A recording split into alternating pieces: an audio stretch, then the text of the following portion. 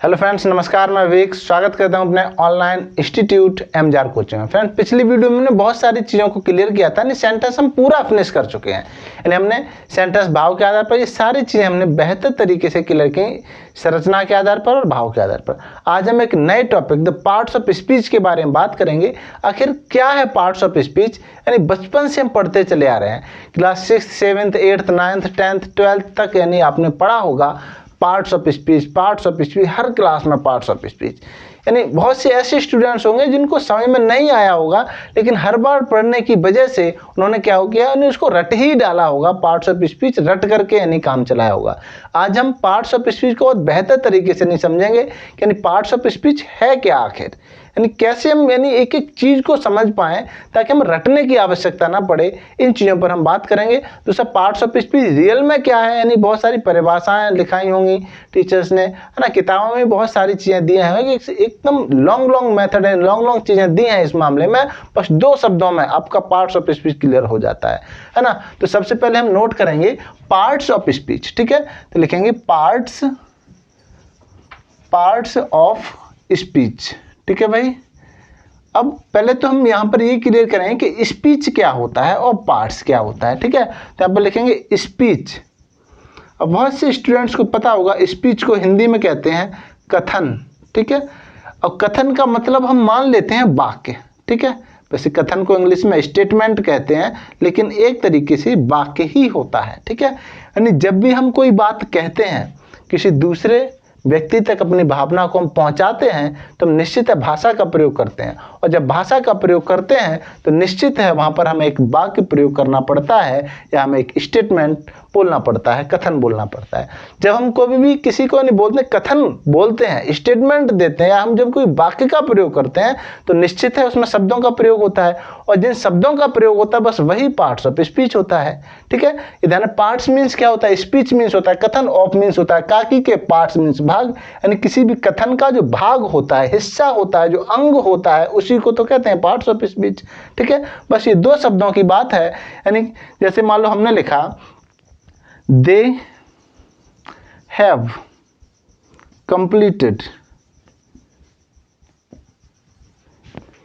completed my work with him, ठीक है। They have completed my work with him, वे उसके साथ मेरा कार्य पूरा कर चुके हैं। अब यहाँ पर देखो ये स्टेटमेंट हमने लिखा, ठीक है। मान लो एक वाक्य लिखा, इसमें देखो दे दिया है, क्या है, प्रोनाउन है भाई, एक शब्द है, ये मान लेते हैं। हैव एक शब्द है, कंप्लीटेड एक शब्द है, ठीक है। माई एक शब्द है, वर्क एक शब्द है, विद एक शब्द है, और हिम एक शब्द है। ये सारे शब्द मिल करके एक स्टेटमेंट बनाते हैं या एक वाक्य बनाते हैं, जिसे हम सेंटेंस बोलते हैं। बताइए इन सेंटेंस में यानी ये शब्दों का प्रयोग हुआ, यानी क्या ये सेंटेंस के पार्ट्स हैं कि नहीं है।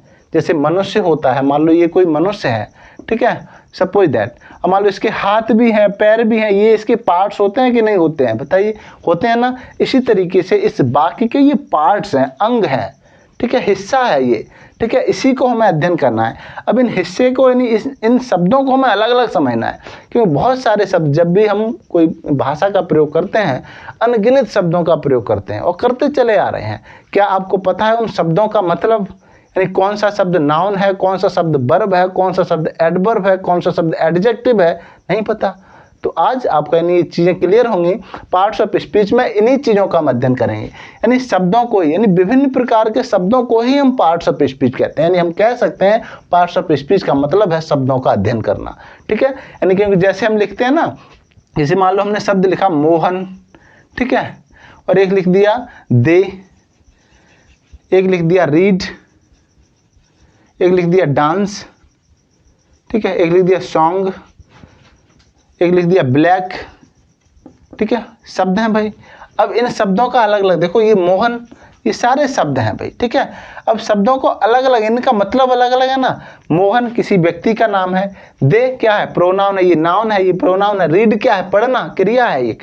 डांस नाचना, क्रिया है एक, ठीक है। सॉन्ग नाउन है ये। ब्लैक एडजेक्टिव है, ठीक है। अब मान लो हमने लिख दिया इन, क्या है, प्रीपोजिशन है। विद क्या है, प्रीपोजिशन है भाई, ठीक है, ये प्रीपोजिशन है। जैसे हमने लिख दिया सो, ठीक है, या हमने लिख दिया मान लो एंड क्या है, कंजंक्शन है, ये है तो शब्द ही, लेकिन सबका मतलब अलग अलग है, ठीक है। कुछ नाउन है इसमें, कुछ प्रोनाउन है, कुछ वर्ब है, ठीक है, कुछ एडजेक्टिव है, कुछ कंजंक्शन है। इन्हीं चीज़ों को हमें अध्ययन करना है कि आखिर जो शब्द हैं अधिकतम कितने प्रकार के होते हैं, उनको हम कैसे पता कर पाएंगे कि नाउन है या प्रोनाउन है, ये वर्ब है कि एडजेक्टिव है। इन्हीं सारी चीज़ों को बहुत डिटेल में, बहुत अच्छी तरीके से इन्हीं चीज़ों को हम क्लियर करेंगे। यानी पार्ट्स ऑफ स्पीच का मतलब होता है शब्दों का अध्ययन करना।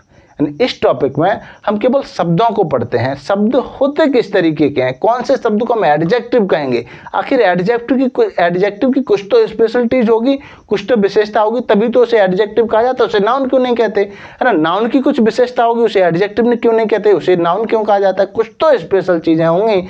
इन्हीं के बारे में हम यहाँ पर सीखेंगे, पार्ट्स ऑफ स्पीच, ठीक है। तो यहाँ पर ये था, मान लो हमने ये वाक्य लिखा, इसमें ये अलग अलग शब्द प्रयोग हुए और इनका सबका अलग अलग मतलब महत्व है। ये क्या है, आपका प्रोनाउन है भाई, ठीक है। यहाँ पर हैव क्या है, हेल्पिंग वर्ब है, इसे हम वर्ब भी बोल सकते हैं, ठीक है। इस तरह कंप्लीट क्या है, ये वर्ब है भाई, ठीक है, इस पूरे को हम वर्ब कह सकते हैं, ठीक है। माई क्या है, ये प्रोनाउन है, ठीक है, प्रोनाउन का ही एक दूसरा रूप है।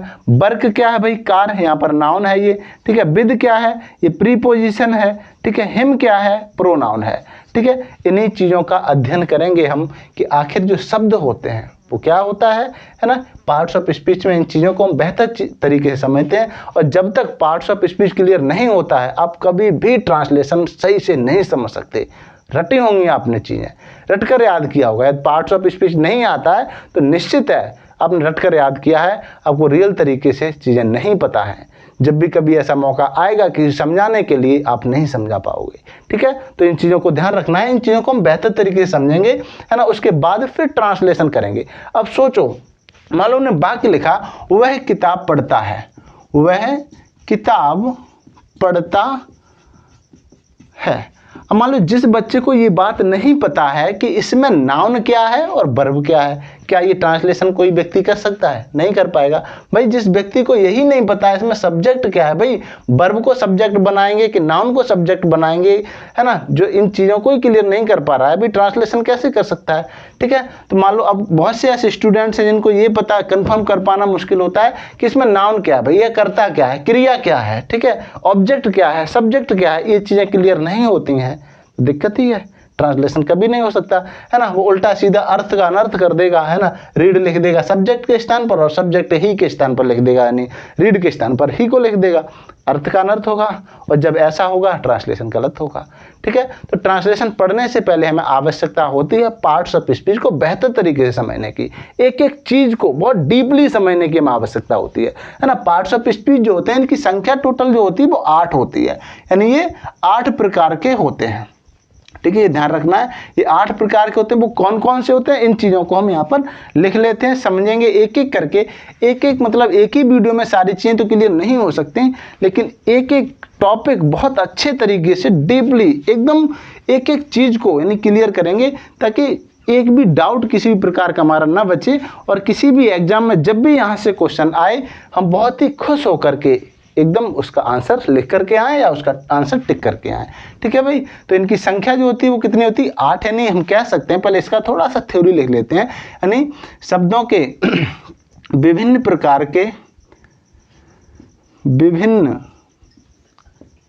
प्रकार के शब्दों को ही पार्ट्स ऑफ स्पीच कहते हैं, पार्ट्स ऑफ स्पीच कहते हैं, ठीक है। विभिन्न प्रकार के शब्दों को ही पार्ट्स ऑफ स्पीच कहते हैं, ठीक है भाई, ये ध्यान रखना है, ठीक है। इनकी संख्या कितनी होती है, इनकी संख्या की बात करें तो इनकी कुल संख्या 8 होती है। अब वो कौन कौन से हैं इन चीज़ों को हम लिखेंगे, ठीक है भाई। तो आई होप आपने ये नोट किया होगा, इन चीज़ों को नोट कर लेना है ना, और इस तरीके से नोट्स बनाना है ताकि जब रिवीजन करो तो बहुत शॉर्टली बहुत कम समय में चीज़ें क्लियर हो जाए, है ना। ऐसे नोट्स मत बनाओ कभी भी किसी भी टॉपिक के, इसी से मतलब नहीं चाहे कोई भी सब्जेक्ट हो, नोट्स इस तरीके से बनाओ जब भी रिवीजन करो तो फास्ट रिवीजन हो जाए, समय की बचत हो। इस तरीके से नोट्स मत बनाओ कि 15 दिन नोट्स को रिवीजन करने में ही लग जाए, है ना। तो पहला हमारा होता है नाउन, ठीक है, और नाउन को हिंदी में कहते हैं संज्ञा, ठीक है। नाउन को हिंदी में संज्ञा कहते हैं, ठीक है। दूसरा हमारा होता है प्रोनाउन, ठीक है। प्रोनाउन को हिंदी में क्या कहते हैं? सर्वनाम, सर्वनाम। अगला हमारा होता है वर्ब, ठीक है। एडजेक्टिव लिख लेते हैं पहले, एडजेक्टिव, ठीक है। इसको कहते हैं विशेषण। विशेषण क्या होता है? किसी भी नाउन या प्रोनाउन की विशेषता बताने वाले शब्द, ठीक है। इसी तरीके से अगला होता है हमारा वर्ब, जिसको हिंदी में क्रिया कहते हैं, ठीक है भाई। एक होता है हमारा एडवर्ब, नंबर 5 लिखेंगे एडवर्ब, ठीक है। इसको हिंदी में क्या कहते हैं? क्रिया विशेषण। ये क्रिया की विशेषता बताते हैं, ठीक है, क्रिया विशेषण, ठीक है। एक होता है हमारा प्रीपोजिशन, प्रीपोजिशन, प्रीपोजिशन। इसको कहते हैं संबंध बोधक अव्यय, संबंध बोधक अव्यय, ठीक है। संबंध बोधक अव्यय इनको कहा जाता है। इसी तरीके से हमारा अगला होता है नंबर 7, ठीक है। इसको हम नोट करेंगे। होता है प्रीपोजिशन हो गया कंजंक्शन, कंजंक्शन, कंजंक्शन होता है। इसको हिंदी में संयोजक कहते हैं, संयोजक, ठीक है, संयोजक कहा जाता है। अगला हमारा नेक्स्ट है हमारा इंटरजेक्शन, इंटरजेक्शन,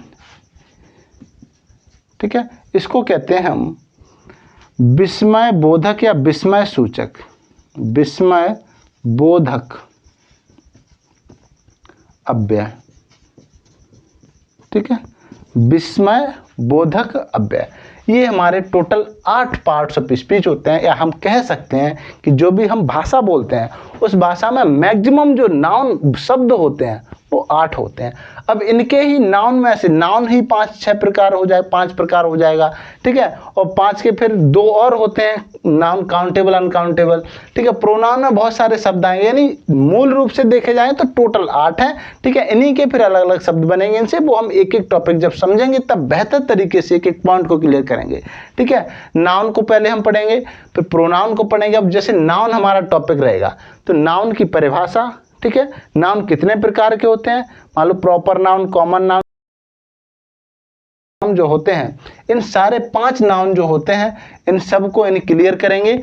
एक वचन से बहुवचन या सिंगुलर से प्लूरल कैसे बनाया जाता है, इन चीज़ों पर भी हम बात करेंगे। कैसे, यानी ऐसा नहीं केवल यानी कोई भी नाउन लिया और हमने एस लगा दिया समझो बहुवचन हो गया, या ईएस लगा दिया बहुवचन, ऐसा नहीं होता है। रूल्स होते हैं उनके, कब हमें एस लगाना है, कब ईएस लगाना है, कब मतलब एफ और एफ ही को हटा करके मतलब वी एस जोड़ा जाता है, यानी कैसे इनके अलग अलग रूल्स होते हैं। उन चीज़ों को बेहतर तरीके से क्लियर करेंगे, तब हमारा ये नाउन का टॉपिक क्लियर होगा, ठीक है। इसी तरीके से प्रोनाउन को डिटेल में, सारी चीज़ों को डिटेल में बस ऐसे पढ़ना है, एक बार पढ़ लो बस, दोबारा से उसे पढ़ने की आवश्यकता ना हो, है ना। ऐसा नहीं है आज पढ़ लिया, है ना, 6 महीने बाद फिर आवश्यकता पड़ रही है पढ़ने की, फिर अगली बार फिर जब कोई एग्जाम देना फिर आवश्यकता पड़ रही है पढ़ने, इस तरीके से नहीं पढ़ना है। बस आज दृढ़ संकल्प कर लो कि अब बस लास्ट बार पढ़ रहे हैं पार्ट्स ऑफ स्पीच, आज के बाद फिर हमें कभी दोबारा पढ़ना नहीं पड़ेगा। सारी चीज़ें बहुत बेहतर से हम क्लियर कर चुके होंगे, और उसके बाद हम फिर ट्रांसलेशन पार्ट को क्लियर करेंगे बहुत ही यूनिक वे में।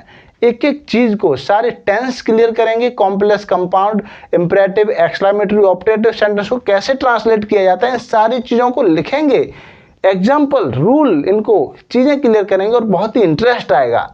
बहुत बेहतर तरीके से इन चीज़ों को क्लियर करेंगे, है ना। आज के लिए बस ये हमारी इंट्रोडक्शन क्लास थी ये, तो आज के लिए बस इतना ही। मिलते हैं एक नई वीडियो में नए टॉपिक के साथ, तब तक के लिए bye bye, take care, all the best.